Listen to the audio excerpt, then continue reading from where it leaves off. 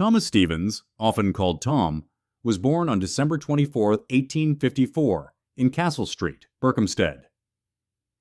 He was the son of William and Anne Stevens, who worked as laborers. Tom had an older sister named Bridget and a younger sister named Jane.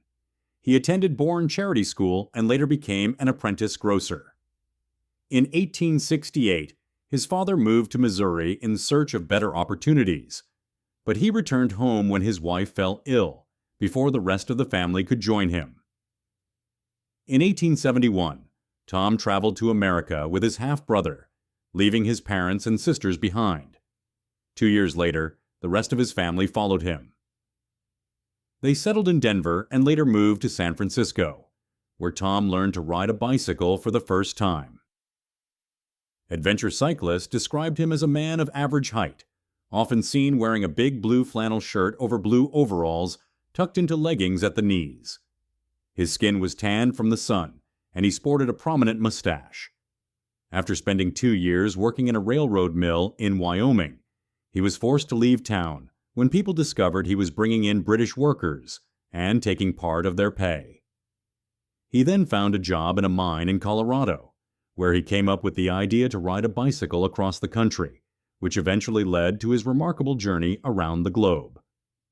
In 1884, Thomas Stevens got a black Columbia penny farthing bike with a 50-inch wheel, made by the Pope Manufacturing Company in Chicago.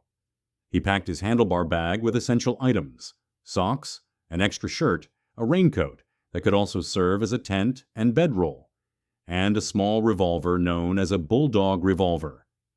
At 8 o'clock on April 22, 1884, he set off from San Francisco.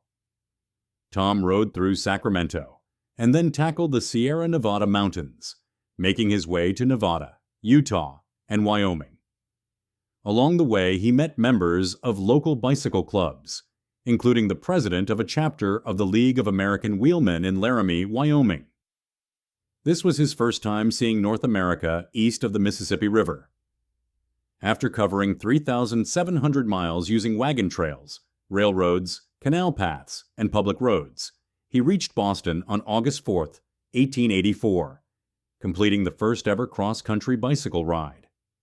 According to Harper's, more than a third of Tom's journey had to be done on foot. His trip took 103.5 days in total, which included 83.5 days of actual riding and 20 days of waiting due to bad weather. He mostly followed the old California Trail across the plains and mountains, surprising Native Americans he encountered and facing many unusual adventures. Thomas Wentworth Higginson, who listened to Tom speak at the Massachusetts Bicycle Club, compared him to a character from a Jules Verne story or a modern-day Sinbad the Sailor.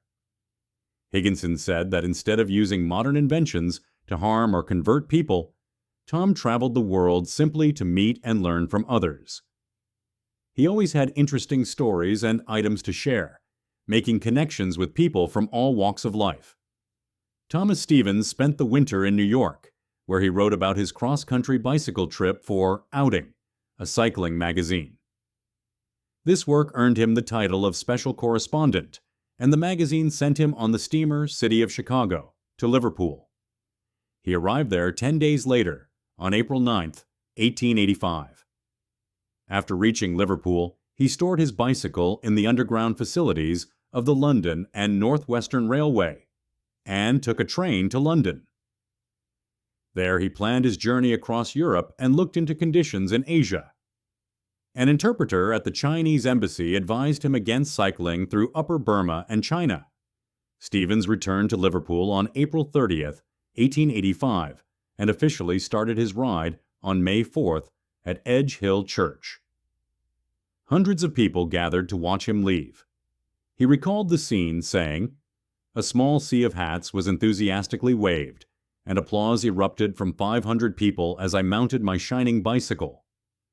With help from a few policemen and local cyclists, he managed to ride out of Liverpool, but it started to rain just minutes into his journey. He wore a white military helmet while cycling through England, passing by Berkhamsted, his birthplace.